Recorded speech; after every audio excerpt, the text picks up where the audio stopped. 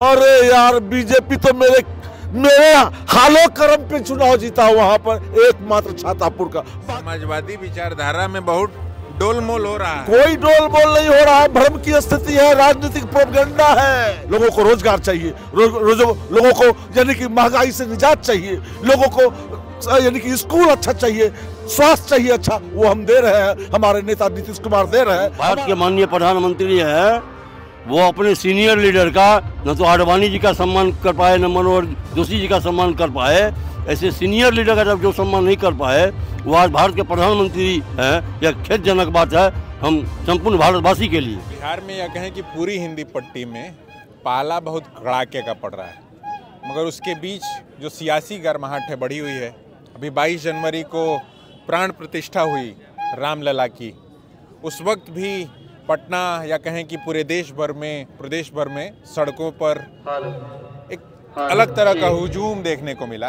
और आज है तारीख 24 जनवरी, जन्म शताब्दी वर्ष है कर्पूरी ठाकुर का, और इस तरीके की बातें चल ही रही थीं। अलग अलग पार्टियां अपनी ओर से डिमांड कर ही रही थीं कि उनको भारत रत्न दिया जाए, और इसी बीच उनको भारत रत्न जो है केंद्र सरकार ने उनके लिए घोषणा कर दी है। यहाँ हम इस समय वेटनरी कॉलेज ग्राउंड में हैं। इससे पहले भी एक भीम संसद का बड़ा कार्यक्रम जनता दल यूनाइटेड ने यहाँ किया था, और आज भी जो है कर्पूरी ठाकुर के नाम पर ही कहें कि एक तरीके से इस पूरे जुटान को किया है। और यहाँ हम कुछ लोगों से बातचीत करने के लिए रुक गए हैं।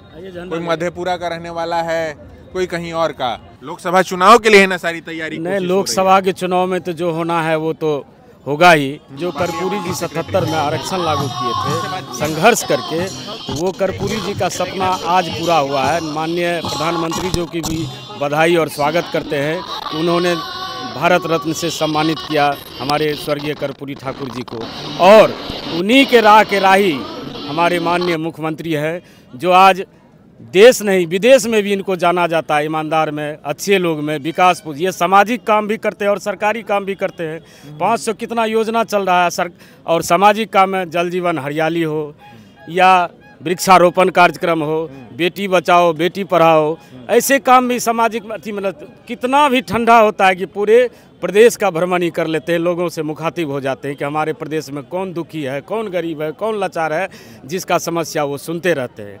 ऐसे महापुरुष को अगर कभी भी छोटा आंका जाएगा तो वो बहुत कम होगा। फिर चूँकि हम कुछ राजनीतिक बातें कर लें, लोकसभा चुनाव के लिए सारी कोशिशें हो रही हैं। उधर जब अब 22 तारीख को रामलला की प्राण प्रतिष्ठा हुई तो सड़कों पर इस तरीके के भी नारे लगे, इस तरीके के भी गाने बज रहे थे कि जो राम को लाए हैं हम उनको लाएंगे, 24 में हम फिर से भगवा लहराएंगे। हम और आप दोनों आदमी जो हैं, आप भी राम के प्रति आस्था रखते हैं, हम भी रखते हैं आस्था, लेकिन एक विकास बहुत बड़ी चीज़ है। विकास की लकीर जो माननीय मुख्यमंत्री खींच दिया है, वो कोई इसको मिटा नहीं सकता है। वो विकास की बात करते हैं, उनका भी विरोध नहीं करते, उनका भी कार्यक्रम है राम मंदिर बनाना, जो भी है वो उससे भी हम लोग अभिन्न नहीं है। लेकिन जो समस्या बेरोजगारी का है, हम नियुक्ति पत्र बांटते हैं, रोजगार देते हैं, आज टोला सेवक बनाए, विकास मित्र बनाए, नर्स बनाए, पुलिस बनाए, ये भी जरूरी है और वो भी जरूरी है। आस्था से हम खिलवाड़ नहीं कर सकते हैं। लोकसभा चुनाव में क्या होता हुआ दिखाई लोकसभा चुनाव तो मधेपुरा लोकसभा चुनाव में अगर मान मधेपुरा के लिए एक बात कही जाती है कि रोम है पोप का, मधेपुरा है गोप वो का। समाजवादी धरती है, वो समाजवाद वहाँ से निकलता है, वहाँ से अनेक नेता निकले हैं।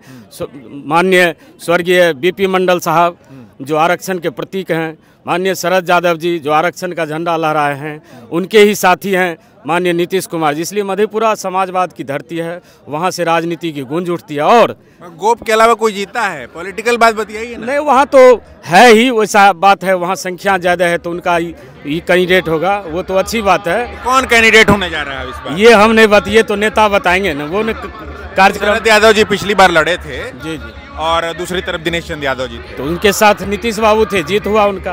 अच्छा, तो शरद यादव अब फिर से इस तरफ आ गए हैं, उनके बेटे भी घूम रहे हैं। क्या आप लोग का रुझान है? देखिए वो तो का क्या, जनता का क्या रुझान? जनता का रुझान, जनता यहाँ से जिनको प्रमोट करेंगे महागठबंधन से, उनको वोट देगी। तो सिर्फ महागठबंधन को ही क्यों वोट देगी? भारतीय जनता पार्टी भी तो एक मजबूत दावेदार के तौर पर आपको दिखाई पड़ रही है कि इसलिए इधर विकास पुरुष नीतीश कुमार जी है ना, इनके नाम पर वोट होता है। और इनको आज प्रधानमंत्री का उम्मीदवार बना दिया जाए तो बहुत बात होगी।